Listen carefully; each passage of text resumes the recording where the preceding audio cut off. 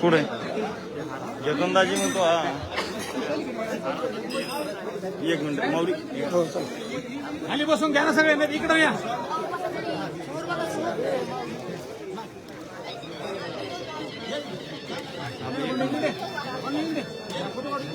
घेतलं घेतलं घेतलं.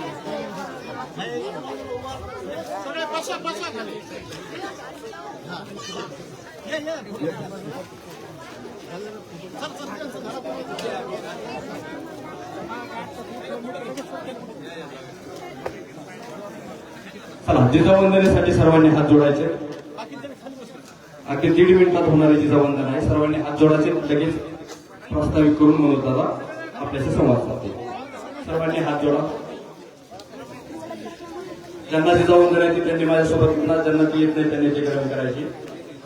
जिजामाऊली गे तुला वंदन आहे, तुझ्या प्रेरणेने दिशा मुक्तदायी, भयातून मुक्ती मिळाली जनांना, गुलामी कुणाला कुणाचीच नाही, नसे दुःख कोणा नसे न्यून कोणा, फुलाना मुलाना नसे दैन्य काही, जिजामाऊली गे तुला वंदन आहे. जशी पार्वती ती प्रिया शंकरास, तशी प्रेमिका गे शहाजीस तूही, जसा संविभागी बळी पूर्व काळी, शिवाजी जनांच्या तसे चित्त देई. तुझ्या संस्कृतीने तुझ्या जागृतीने प्रकाशात नाती, मनेही प्रवाही तुला वंदिताना, सुखी अंग अंग खरा धर्म आता शिवाचाच पाही. जिजामाऊली गे तुला वंदन आहे, तुझ्या प्रेरणेने दिशा मुक्तदायी. जय जिजाऊ. धन्यवाद. मी पुरुष एकता खालापुरी गावच्या वतीनं, खालापुरी सर्व नागरिकांच्या वतीनं श्री मनोज जरांगे पाटील यांचं या ठिकाणी स्वागत करतो. आणि पाटील आपला जास्त वेळ न घेता 1 मिनिटामध्ये मी आपल्याला आमच्या गावच्या वतीनं, कारण आपलं योगदान, आपला लढा हा मराठा समाज अजरामर आहे. जोपर्यंत पृथ्वीवरती चंद्र सूर्य तारे आहे तोपर्यंत मनोज जरांगे पाटील हे नाव कायम अजरामर राहणार आहे. कारण स्वतःच्या कुटुंबाची पर्वा न करता महाराष्ट्रातील नव्हे तर जगभरातील मराठा समाज आणि त्या मराठा समाजातील मुलं त्यांचे भविष्य सुखानं आणि चांगल्या पद्धतीनं नांदावे, चांगलं भविष्य व्हावं यासाठी स्वतःच्या कुटुंबावरती तुळशीपत्र ठेवून लढणारा हा योद्धा. आणि या योद्ध्याचा आम्हाला सार्थ अभिमान आहे की आपण या 123 गावामध्ये येत आहोत. आणि या 123 गावाच्या माध्यमातून हा जगभरामध्ये गेलेला लढा आणि या 123 गावाच्या माध्यमामध्ये असलेलं आमचे खालापुरी गाव, त्या खालापुरी गावाच्या वतीनं पाटील तुम्हाला आम्ही शब्द देतो की तुमचा हा 4 महिन्यापासूनचा लढा नाहीये. कारण तुमच्यासारखा ध्येयगडा माणूस, तुमच्यासारखा प्रामाणिक माणूस, तुमच्यासारखा एकनिष्ठ माणूस, तुमच्यासारखा एकदम स्वतःच्या प्राणाची पर्वा न करता लढणारा माणूस या पृथ्वी तलावरती छत्रपती शिवाजी महाराजांनंतर एवढा प्रामाणिक माणूस आमच्या हयातीमध्ये तरी आम्ही कुठे पाहिलेला नाही. आणि हे पाहण्याचं आम्हाला जवळून अनुभवाचं योग भाग्य आम्हाला लाभलं याचा आम्हाला सार्थ अभिमान आहे. तुमचं योगदान मराठा समाज कधी विसरणार नाही आणि ते विसरण्यासारखंही नाही. तुमचं नाव आजही स्वर्ण अक्षरामध्ये मराठ्यांच्या मनामनामध्ये, मराठ्यांच्या कणाकणामध्ये आणि मराठ्यांच्या इतिहासामध्ये आज अजरामर झालेला आहे. मी पुरुष एकता गावकऱ्याच्या वतीनं मी आपणाला शब्द देतो की जोपर्यंत मराठा आरक्षण मिळत नाही तोपर्यंत या खालापुरी गावचा नागरिक, महिला असेल, पुरुष असेल किंवा जनांचा आरक्षणाचा म्हणजे संपूर्ण समाज असेल, मी यावरून या ठिकाणी अजून तुमचं 1 मिनिट घेतोय. की छगन भुजबळ सारखे नालायक व्यक्ती हे सर्व समाजामध्ये तेढ निर्माण करण्याचं काम करत आहे. पण पाटील तुम्ही सांगतात की गावागावातील आमचा सर्व समाज, धनगर समाज असेल, माळी समाज असेल, सर्व समाज एकत्र आहे. त्याचं जिवंत उदाहरण म्हणजे आज आपल्या स्वागतासाठी फुलं जर कोणी आणून दिली असतील तर आमच्या गावाचे जयराम यांनी जे माळी समाजाचे आहेत त्यांनी स्वतः 20 ते 25 किलो फुलं स्वतः जाऊन तोडून आणून दिलेली आहेत. आणि गावच्या वेशीवर आमच्या गावातील सरपंच मागासवर्गीय आहेत आणि त्यांनी डॉक्टर बाबासाहेब आंबेडकरांचे विचार आजमावलेले आहेत, आत्मसात केलेले आहेत. जर न्याय जर लढून मिळत नसेल तो हिसकावून घेतला पाहिजे आणि जो पुढे झालेला आहे त्याच्या पाठीशी खंबीर उभा राहिलं पाहिजे असे सरपंच यांनी देखील स्वागत केलेलं आहे. त्यानंतर आमच्या गावातील मुस्लिम बांधव तळेबाई यांनी देखील स्वागत केलेलं आहे. अधिक वेळ न घेता सर्व समाजाच्या वतीनं पाटलांचं स्वागत झालेलं आहे. आणि आपला हा लढा जोपर्यंत सुरू आहे तोपर्यंत खालापुरी गावातील प्रत्येक नागरिक, प्रत्येक व्यक्ती हा आपल्या पाठीशी खंबीरपणे उभा आहे. असा गावकऱ्याच्या वतीने मी पुन्हा एकदा तुम्हाला शब्द देतो आणि पुन्हा एकदा गावकऱ्याच्या वतीनं तुमचं शब्दशः स्वागत करतो. धन्यवाद. आणि यानंतर मी आपल्याला विनंती करतो की आपण या आमच्या गावातील महिला भगिनींना, पुरुषांना आपण संबोधित करावं. त्याआधी सर्वांनी जोरदार घोषणा करायची. छत्रपती शिवाजी महाराज की एक मराठा, एक मराठा. तुमचं आमचं नातं काय? मनोज जरांगे पाटील तुम आगे बढो. सन्माननीय जरांगे पाटील यांना विनंती आहे की आपण संबोधित करावं.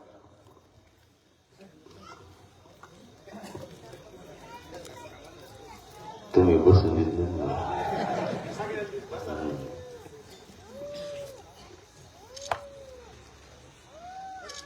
आपल्या खालापुरी गावातील जमलेल्या सगळ्या बांधवांना मानाचा देशवर काय वाजलंय?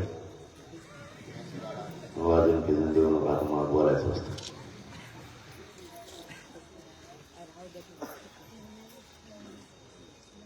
मराठा आरक्षणाची लढाई आता अंतिम टप्प्यात आहे. आता आरक्षणाच्या बाबत सांगायची गरज राहिली नाही. सगळ्यांना माहीत झाले आरक्षण कोणत्या टप्प्यावर आहे, कोणत्या वळणावर आरक्षण येऊन थांबलंय. 70 वर्षापासून मराठ्यांनी या आरक्षणासाठी संघर्ष केलाय आणि वाट बघितली. आता मराठ्यांना आरक्षणासाठी वाट बघायची गरज नाही, फक्त एकजूट दाखवण्याची गरज आहे. आपल्या गावात आंदोलन सुरू होतं विचारून घेतलं मी ताण नाही राहणार. एकदम बळच ओढून ताळून घेतलंय. या टप्प्यात तुमचं गाव नव्हतं. त्या आबा पहिल्यापासून माणसाच्या मागत लागले. यावेळेस मग तुम्हाला दुसऱ्या टप्प्यात घेऊ म्हणजे कमी होईल. मला आणखी 9 गाव आहे म्हणजे मला 100% पाठ 5 वाजणार का. मी हाल सोडत नाही का. मराठ्यांच्या घराघरात जाऊन मराठ्यांना जागा करतोय की तुमच्या लेकरा बाळासाठी आता सावध व्हा. आरक्षणाची लढाई आता अंतिम टप्प्यावर आहे. मागं कोण बोलत आहे? नाही याच्या मागे मग लय बारीक दिलं असतं.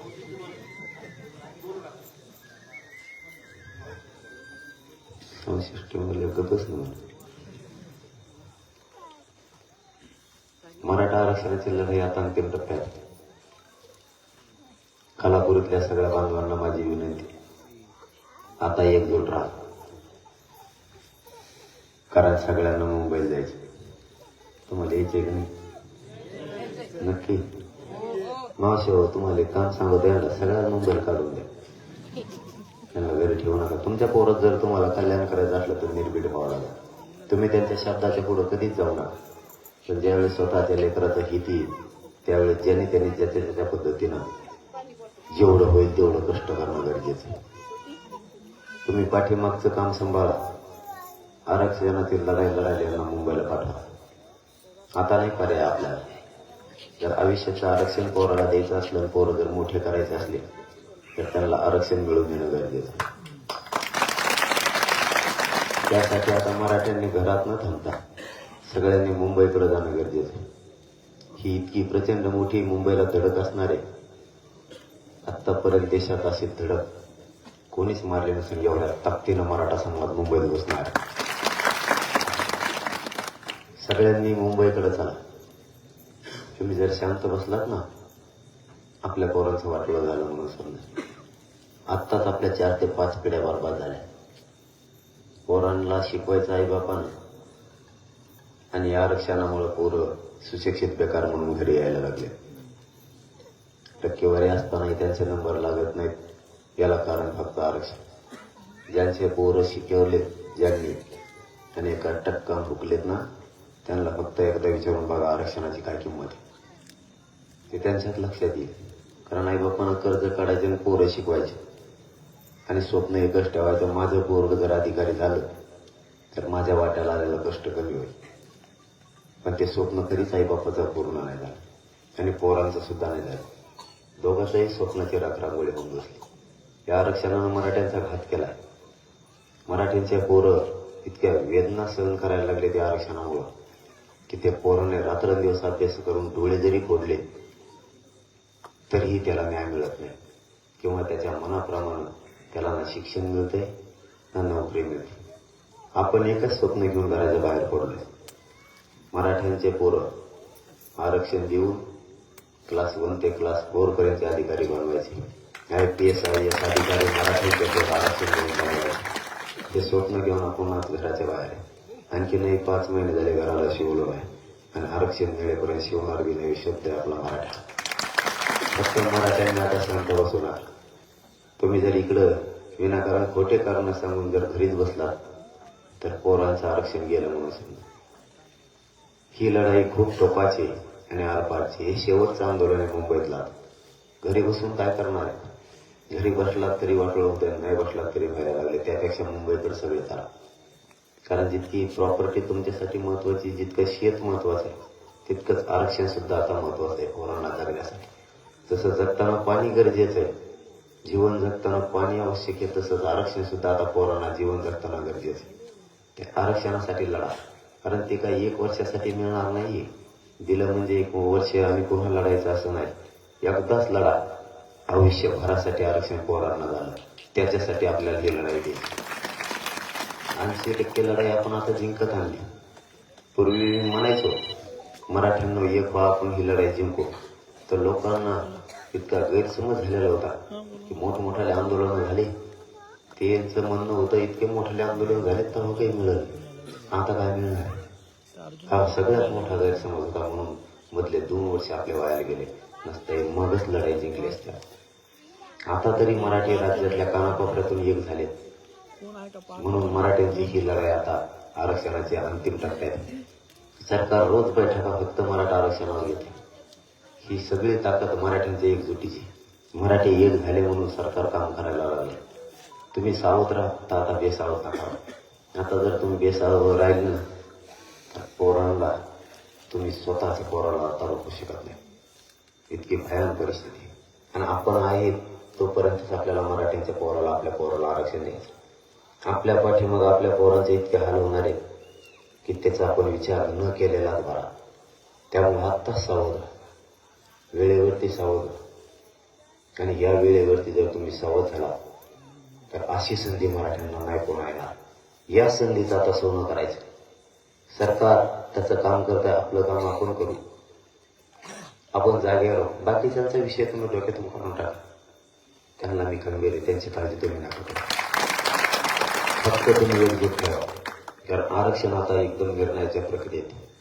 आणि अशा वेळी जर आपण गाफील राहिलो, समजा आपण शेतीत जर पाऊस पडला तर पाऊस पडला आणि वापसा झाला कीच पेरतो का नाही. जो शेतकरी पाऊस पडला आणि वापसा झाल्याबरोबर पेरतो त्याच्या घरातली लक्ष्मी वर्षभर आटत नाही. म्हणजे त्याला धान्य वर्षभर कधीच कमी पडत नाही. कारण त्यांनी वेळेवर कष्ट केले आणि वेळेवर मशागत केली शेतीची. जर 7-8 पावस पडले मग पेरलं त्याच्यात डोक्यात कर्ज होतोय, मग पेरून काय करतो. वेळेवर कष्ट करणं गरजेचं आहे. तसं आरक्षणाला आता योग्य हातोड आणण्याची वेळ आली. इतक्या वर्षापासून मराठ्यांचे पोरं प्रतीक्षेत होते आरक्षणाचे. आता खरी योग्य वेळ आहे की मराठ्यांनी सगळ्यांनी पुन्हा एकदा उठाव करायचे. जर 20 जानेवारीला मराठा करोडोच्या संख्येनं मुंबईकडे गेला तर सरकार मुंबईला जायच्या अगोदर मराठ्यांच्या हातावर आरक्षण टेकवेल. हे तुम्हाला खात्री नाही. त्याच्यासाठी आता तुम्ही ताकदीनं तयारी करा आणि मुंबईकडे निघा. सगळेची सगळे इथं कोणी राहू नका. पाठीमाग माता मावल्यांना सुद्धा पाठीमागची लढाई सांगला. मुंबईची खिंड आम्ही लढणार आहेत. पाठीमागची खिंड तुम्हाला लढायची.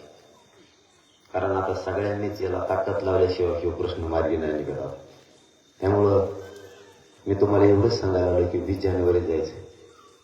कारण जास्तीचा वेळ देणं मला तरी वाटतं परवडणार नाही. तुम्ही मस्त भूमित आम्हाला आणखीन कवर होऊन गेलं. पुढं लय मोठे गाव राहिले त्याचं मला काय टेन्शन. कारण तिकडे इतके फोन करायला लागले की भयानक फोन करायला लागले. आणि आता सगळ्यांना सवय पण जाईल. 6ची सभा कवावी 3च्या नंतरच होती पाठ. त्याच्या आत झालीच नाही. रात्री झाली 4:30 वाजता. त्यामुळे आता त्याला नावी लागेल. गावातले लोक जिथं भेटतील तिथं आम्ही उभा राहतो. त्यामुळे तुम्हाला थोडंच सांगतो की 20 जानेवारीला आपल्या खालापुरे गावातले सगळे बांधव मुंबईकडे चला. आणि माता मावल्यांनी सुद्धा 20 जानेवारीला सकाळी 8 वाजता अंतरवाली द्यायचे. सगळ्यांच्या घराला खालापुरीतल्या त्या दिवशी कुलूप पाहिजे. सगळ्याचे सगळे अंतरवालीला वाट लावायचा. कारण कोणाचं तरी लेकरू तुमच्या लेकरासाठी लढायला मुंबईकडे निघाले. ज्यावेळेस समाज मोठ्या ताकदीनं त्याला वाट लावायला गेवराईपर्यंत येणार आहे त्यावेळेस लढणाराला बळ मिळतो. लढणाराला वाटतं माझा मायबाप समाज माझ्या पाठीशी. जरी आम्ही मुंबईला निघालो असलो तरी आमच्या पाठीवर हात फिरायला आमचा समाज मायबाप म्हणून उभा राहिला. कारण कोणालाही ते बळ असतं. त्याच्यासाठी तुम्हाला गेवराईपर्यंत पायी चालायचं. तुम्ही गेवराईपासून वापस आला तरी चालते. पण माणसं नाही. फक्त माता मावल्यांनी वापस यायचं. आपण जास्तीत जास्त तयारी करा. जे पोरं मुंबईला किंवा माणसं मुंबईला जातात त्याचा खर्च आपण गावकऱ्यांना उचलायचा. कोणाकडून दुसऱ्याकडून 1 रुपया सुद्धा घ्यायचा. कारण आपली गोरगरिबांची लढाई आपणच लढायची आणि आपणच जिंकायची. कोणाचं काही समजून घ्यायचं.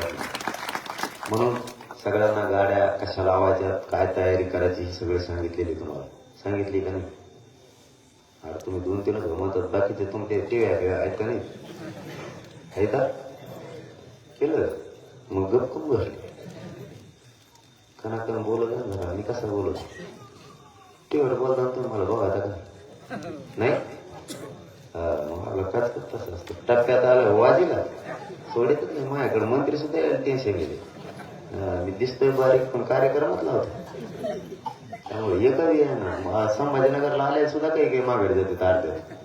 ते म्हणजे तिकडे गेले कसा बोलत आहे. मी काय चुकीचं बोलतोय? माझ्या गोरगरिबांच्या पोरांचं वाटोळा व्हायला लागले.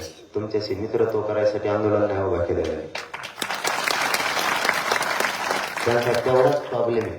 मी त्यांना मॅनेज सगळ्यात मोठं दुखणं देतो तेच. मी त्यांना मॅनेज होत नाही.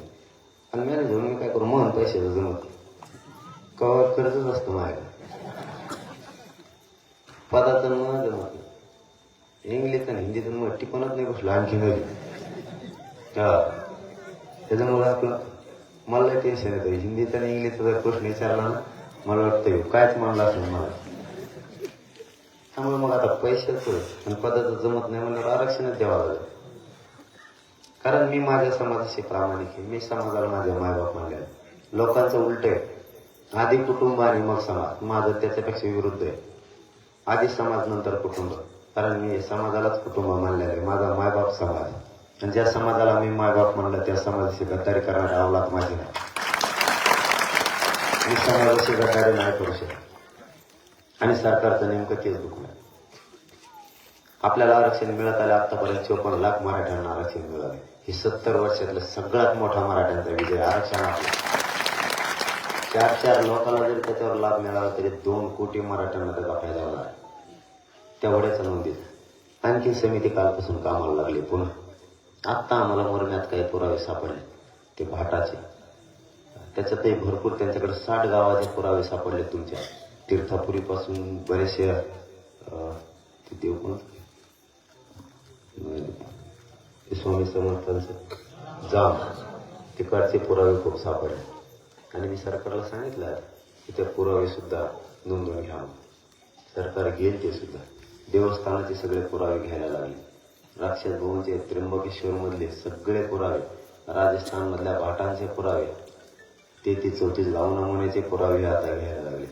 तुमच्या टिशीवरती लिहिलेलं असेल ते पण घ्यायला लागले, तुमच्या खासरा पत्रावरचे घ्यायला लागले, पीक पाणीचे सुद्धा जो अहवाल आहे त्याचे सुद्धा पुरावे घ्यायला लागले. इतके पुरावे आता सापडणार आहे त्या 8 दिवसात की प्रचंड. त्याच्यासाठी एकजूट पाहिजे. तुम्हाला माझी पुन्हा पुन्हा तीच विनंती, 20 जानेवारीला मुंबईकडे चला, कोणी मागावर सरकू नका. आता उगा गप्पा ठोकू नका. कामाचे मला काम आहे म्हणते मावशी वळला काय काम आहे. मी फोन लावला म्हणून दाम आणलंय काम आहे. तीर्थापर्यंत जाऊन टपरीवर बस यांना काय काम आहे. इकडं पोराचं परवाटोळ झालं, इकडं नोकऱ्या लागणार काही होण्यात आई बाबा शिकून शिकून परेशान झाले. पोरा आपल्या समोर पोरं सुशिक्षित बेकार म्हणून हिंडायला लागले आणि हे म्हणतात काम आहे. मी त्यांच्या तिथं सांगितलं आता मरून येते किस्सा. मला तर अशी फशी देते मावशी हो. मला लय उशिरा माहीत झालं हो यांचा खटका तुम्ही जवळ आहे म्हणून. मला आधी कळालं असतं मी तुमच्याकडे चालू असतं. म्हणलं असतं आपल्या पोरासाठी आपल्याला लढायचं, यांना पुढं घाला. पण पार आता लढाई जिंकत आलं मला माहिती झालं यांचे खटके तुमजवळ आहे. मला इतकं खुशील आहे इथून माझं गुड बोलून मी यांना फोन केला तर एक जणाला, आमच्या तिकडचंच गाव होतं, तुमच्या तिकडं म्हणलं काय टेन्शन. मी त्याला म्हणलं उद्या बैठकी या. 2-3 वर्षापूर्वी तो आम्ही असेच गोळा करायचे. माझ्या बैठकीला कवा 2 नाही तर 3च लोक असायचे. मला बघितलं की तिकडे गेले 2 निघायचे. जसं काय मी यांचं मागं दगड घेऊन लागले. भयानक कार्यक्रम होता इथून. मग मी यांना समजून सांगत होतो तुम्ही एकजूट करा. हे आरक्षण कसे देत नाहीत मी बघतोय त्या छाताळावरच बसतो पण आरक्षण घेतो यांना सुट्टीच देत. आता ते शब्द यांना आज खरा वाटायला लागला की हेच करू शकतो आरक्षणाचा. मी एक जणाला फोन केला त्या आमच्या टीम मधलाच होता. त्याला म्हणलं तू काय कर बैठक केली उद्या, त्याला 12 वाजता बैठक. ते म्हणला राव मी आलो असतो, मी कवा नाही म्हणतो पण मी मोटरच चोरीली गेली. म्हणलं गेली असं मुलीची मोटर चोरीला, आता काय मोठं काम झालं याला दुसरी इकडं जाऊन टाका लागेल. नाही त्या चुलत्याला फोन केला. त्याला म्हणलं हो ते बैठकीला आले नाही, मोटर सापडली की तुमची. ती म्हणतो मोटर मी त्याचा चुलता आहे, 3 पिढ्या झाला आम्हाला वावरच नाही, मोटर करून सोडली. म्हणलं मी आता तोंडालाच हाणून घेतले. इतके भूमिकेत मला मावशी हो. आता नाही इथून माझं आता माया पुढे येते. मी म्हणलो नको येऊ तरी माया पुढं बोलत येणार. आणि हे महिलांचं खरं आरक्षण लक्षात आलं ते एक लई चांगली गोष्ट झाली. आपली 1 दिवसा वाशी नाही त्याला 2 आणि 3 लाख महिला आल्या, ती एक पण नाही राज्यात. महिलांच्या डोक्यात आलंय आपल्या पोराचं कल्याण आणि आपले पोरं मोठे आरक्षणामुळे होणार आहे. आणि मी माया भाषेत आरक्षण समजून सांगितलं. आपली भाषा कशी मराठवाड्याची ठोक 1 नाही 2 नाही. तुम्हाला कळत पण नाही भाषा, त्यांना नाही कळत. त्यांना जर मला एखादा शब्द कळाला नाही ना ते मला फोन करत त्या अधिकाऱ्याला विचारतात ह्या शब्दाचा अर्थ काय होतो रे. त्या अधिकाऱ्याला नाही कळत ते मला फोन करते त्याचा अर्थ काय होतो. मला नाही देऊन तिकडे. कारण मी माझी भाषा मला येत नाही शुद्ध बोलतो.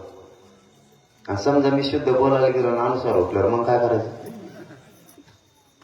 माझ्या भाषेत मी मराठ्यांना आरक्षण समजून सांगितलं आणि माता माऊलीच्या डोक्यात फिट बसलं की या आरक्षणामुळे आपल्या पोराचं कल्याण होणार आहे. जेच महिलांना उठाव केला अशी एकच सभा त्याला 2 आणि 3 लाख. मी काल सहज आव्हान केलं बीडमध्ये, म्हणजे त्या सभेला शेवटचा इशारा सभेला. मी म्हणलं आम्हाला मुंबईचे खिंड लढवायचे, तिथली खिंड तुम्ही लढवायची. आम्हाला जर तिकडे काही त्रास दिला आमच्या गाड्या आडल्या तर तुम्ही इकडे मंत्र्याच्या आमदाराच्या घराला याडा टाकायचा 2-3 लाख महिला. तर नुसतं पायातला हातात बी घेतलं तरी 2 महिने दार न उघडायचं. मी व्यासपीठावर खाली उतरलो महिला आल्या त्या म्हणजे दादा तुम्ही काळजीच करू नका, तुम्ही मुंबईला जा नुसतं आडून द्या एका चेपले थुतारच फोडी देते. म्हणजे महिलांच्या आता लक्षात आलं आरक्षण आपल्या याच्यात महिला सुद्धा एकजूट झाल्या. आणि हेच गरजेचं आहे. त्याच्यात लादायचा काय संबंध आहे का. त्याच्यात काय लादायचंय. समजा आता तुम्ही शेतात काम करतात नाही मावशी. अरे तुम्ही हा अभिमान शेत आहेत का तुमच्या गावात आहेत. शेतात काम करतो आपण लाजतो का. आपले लेकरं जर मोठे करायचे असले तर रात्रंदिवस आपल्याला शेतात काम करावं लागेल तरच आपले लेकरं मोठे होणार आहेत. नाही होणार. तिथं लादायचा काय संबंध. इथं आरक्षणामुळे तुमचे पोरं मोठे होणार आहेत.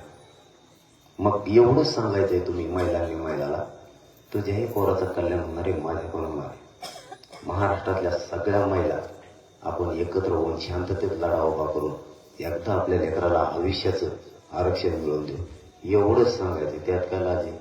तरी काही काही महिला म्हणतात मला लाज वाटून दे. मग काय करते आता, करतो तर आम्ही काय. पण मग एक प्रश्नाचं उत्तर दे. तो हा दीड निवडणुकीला उभा राहिलो, कशी गल्ली गल्ली कॉम्प्लेट घेऊन बोलती. तवा कसं करायला लागलं, तवा मग ती नारळ हानी भया कबशी सरची पतंग पारावर हा. मग कसं सांगते, एक तर तो हा दीड सुधरतो, तो कोणत्या तरी साहेबाचा असतो.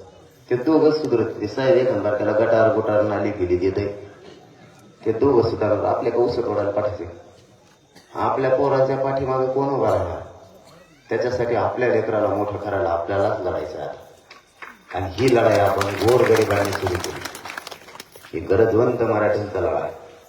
गोरगरिबांच्या पोरासाठी उभा केलेला हा जिवंत लढा आहे. याच्यासाठी जीवाचे बाजी लावून आपण बसतो. आणि तुमच्याच बळावर जीवाचे बाजी लावून मी लढतो. मी मरायला सुद्धा घेत नाही. कारण माझ्यावरती इतके भयानक षड्यंत्र रचले गेले. सगळेचे सगळे मी तुमच्या ताकदीवर उधळून लागले. अख्खा मंत्रिमंडळ एकीकडे होतं आणि मी आणि माझा समाज एकीकडे होता. तरी आम्ही त्यांचे सगळे षड्यंत्र उधळून लावले. मला उपोषणामुळे माझं शरीर सुद्धा साथ देत नाही, तरीही मी लढतो. मी हटत सुद्धा नाही आणि हटणार सुद्धा नाही. काल एक नमुन्याने मला पायच मोडले. आपल्या तर असे नमुने आहेत ना, बोल टप्पूचे पोरवरून आलं ते त्याने टाकलेली होती कागद. ती मग फोटो काढायला आलं माझ्याकडे. त्याची चप्पल इतकी टप्पू होती, ती फोडून आलं. त्याने असा दणका आणलं, मग अर्ध नखत उडून गेलं. ते इतकं टप्पू होतं, त्याला लय रेडलं नाही. मला रेडलंच नाही. आता इतकं लागल्यावर माणूस घरी झोपून का नाही, काही गरज पडली का. तरी मी पाठपर्यंत कष्ट करतो, रात्री पण आणि दिवसा. याचं कारण आहे फक्त मला माझ्या गोरगरीब मराठ्यांच्या पोराला आरक्षण देऊन त्यांच्या चेहऱ्याला हसू बघायचं. नाही तर मला कोणी काय गुत्त दिलेलं नाही तू कर म्हणून. पण मला माहिती आहे यावेळेस जर आपण झोपलो तर आपल्या पोरांचं वाटलं. आता नाही झोपायचं. आपण रातपाट एक करायचं. रातपाट कोण एक करत असतं माहिती आहे तुम्हाला, राजकारणी. रचित कड्या वाजेल तुमचे एवढी बार माझ्याकडे बघ म्हणून. तुझ्याकडे काय बघतो, थोडं पाहिजे. तुझ्याकडे काय बघतो, तुला मोठं केलं आणि वाटोळं केलं. तो आमच्या पोरायचं एक तरी आला का आपल्या मदतीला. काय मोठं करता तुम्हाला, आमच्या पोराला कोण मोठं करणार आहे. आमच्या काय पाठी तो भारमाली करायला. रात्र दिवस रातपाट करत असते राजकारण. माझा काही स्वार्थ नाही. मी रातपाट फक्त या मराठीच्या पोरासाठी करतो. बाकी याच्या पाठीमागं काहीच उद्देश नाही. रात्रीचा कार्यक्रम 4:30 वाजता झाला पाठ. फोटो काढायला लोक आले 5:30 वाजले. झोप लागूच तरच पण कंट्रोल बोलली मी म्हणले फोटो काढून द्याय. सकाळी उठलो, आंघोळ केली, कामाला लागलो, लगेच सकाळी झोपला जाईल. एवढा रात्रंदिवस मी फक्त माझ्या मराठा समाजाचे लेकरं मोठे व्हावं म्हणून कष्ट करतो. एका महिन्यात 17 दिवस माझं पाठीमागचं उपोषण झालेलं आहे. त्याच्यानंतर 9 दिवस. एका महिन्यातलं 26 दिवस उपोषण झाले. तेव्हापासून माझं शरीरच मला साथ देत नाही. कसलं माझ्या गाडीतल्याच लोकांना माहिती आहे माझे काय आलं होते. तरीही मी विचार नाही करत. डॉक्टरांनी सांगितलं तुमच्या किडनीवरती लिव्हरवरती सूज आहे, तुम्ही आराम करा. मला माहिती होतं आता विजय जवळ आलाय. आपण जर आता झोपलत ना, मराठ्यांच्या पोराचं वाटलं झालं. त्यापेक्षा आपल्या जीवाची पर्वा आपण नाही करायची. कारण हे जीवनच मी माझ्या समाजासाठी अर्पण केलंय. तर मरायला काय द्यायचं. आणि माझ्या कुटुंबाला सुद्धा तसं जाहीरपणानं सांगून आलेलं आहे. आलो तर तुमचं नाही तर कुंकुकुस डायरेक्ट बायकोला सांगून आले. कारण मला समाजापेक्षा मोठं कोणी नाही. समाजाचं दुःख मी नाही पचवू शकत. पोरं जर एक फोन केले ना, वेदना इतक्या पोरांच्या भयानं की त्या वेदनेला चालेल नाही. त्या जर ऐकल्या ना तर माणसाचं काळीच कापून टाकल्यासारखं. इतके पोरं शिकणारे आणि पोरी अडचणीत आहेत. त्यामुळे आरक्षण आवश्यक आहे. त्याच्यासाठी ही टोकाची लढाई आपली आता होणार आहे. त्यामुळे हे शेवटचा लढा आहे मुंबईतला. आता घरी नका राहू कोणी. तुमच्या पाया पडून सांगतो, तुमच्या स्वतःच्या पोराच्या न्यायासाठी तुम्ही घरं सोडा. आता तुम्ही जर आता घरं नाही सोडले ना तर पोरांच्या डोळ्याचं पाणी पुसायला सुद्धा कोणीच येऊ शकणार नाही. तुम्हाला मी आज जोडून सांगतो. आपल्या पाठीमाग आपल्या पोरांचे इतके हाल होणार आहे. कारण मी एवढा निर्भीड आहे की माझ्या सोबत राहणाऱ्या लोकांना माहिती आहे मला उलटे कामं करायची सवय. एखादा जर म्हणला हे होत नाही तर मी मुद्दाम ते करीत असतो. लोक म्हणले आरक्षण मिळू शकत नाही म्हणलं, मग मी आणूनच दाखवत असतो. कोण कोण आडवायत होतं बघतो. आणि घर आज 5 महिने उलटून गेले. आणखी घराचा उमरा सुद्धा शिवलो आणि आरक्षण मिळालं शिवणार सुद्धा. माझ्या बापाला सुद्धा सांगितलेलं आहे तुम्हाला 4 पोरं आहे. जर मी गेलो समाजासाठी तर 3 पोरावर आनंद व्यक्त करा, डोळ्याला पाणी सुद्धा नाही आणायचं. कारण ही लढाई कुठेतरी निर्भय होऊन आपल्याला लढावं लागणार आहे. आपण जर स्वतःच्या पायापुरतं बघून आपण आनंद जगायचा प्रयत्न केला तर जातीला कधीच न्याय मिळू शकत नाही. कारण करोडो लोकांचं कल्याण करायचं असलं तर एक जणाला जीवाची बाजी लावावी लागणार आहे आणि ती आपण पत्कारली. कधीच मरायला किंवा मागं हटायला बघत नाही. माझी तुम्हाला फक्त विनंती ही शेवटची लढाई सगळ्या मराठ्यांच्या पोराच्या हिताची. आता घराच्या बाहेर पडा, विचार करू नका कोणता. आंदोलन शांततेत करायचं, पण आता मुंबईला मराठ्यांचे पोरं निघतील. त्यामुळं 20 तारखेला आपल्या गावातून सगळ्या गावातले लोक मुंबईला चला. आजपासून तयारीला लागा. आणि महिलांनी सुद्धा सगळ्यांनी आंतरवालीपासून गेवड्यापर्यंत सगळ्या पोरांच्या वाटा लावायला. कारण कुणीतरी मायेचा पाठीवर हात फिरायला लागतो आणि ज्यावेळेस समाज मायबाप म्हणून एखाद्याच्या पाठीशी उभा राहतो त्यावेळेस लढणाऱ्याला आणखीन बळ मिळतं, त्याला ताकद मिळते. कारण लेकराच्या तोंडावर हात फिरायला जर माणसं असली तर 12 मुलखाचं दुःख जरी असलं तरी लेकरं विसरून जातात आणि ताकदीनं लढतात. कारण त्यांना इथून 500-600 किलोमीटरवर तुम्हाला न्याय मिळावा म्हणून लढायला जायचं. त्या पोराच्या पाठीशी तुम्ही ताकदीनं मायबाप म्हणून उभा राहा.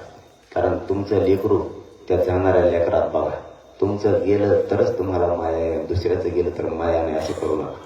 तुमचं लेकरू समजा ते गेलेल्या त्याच्या पाठीवर हात फिरायला सगळ्या तुम्ही एक दिवस एक आल्यामुळं तुमच्या गावातले अख्खे लोक वाटा लावायला आल्यामुळं जर समाजाचं कल्याण होणार असलं तर तुम्ही एक दिवस 100% सगळे कामं बुडून समाजाचं कल्याण होईल म्हणून त्या अंतरवाली लिहून लोकांच्या पाठीशी उभा राहा. ही एवढीच विनंती करतो आणि थांबतो. जय जय जय. धन्यवाद बाबा. आजच्या खालापुरी येथील सभेसाठी उपस्थित आदरणीय मनोजदादा जरांगे पाटील यांचं खालापुरी योजनेमध्ये सहर्ष स्वागत. आलेल्या सर्व पाहुणे मंडळी आहे सर्वांनी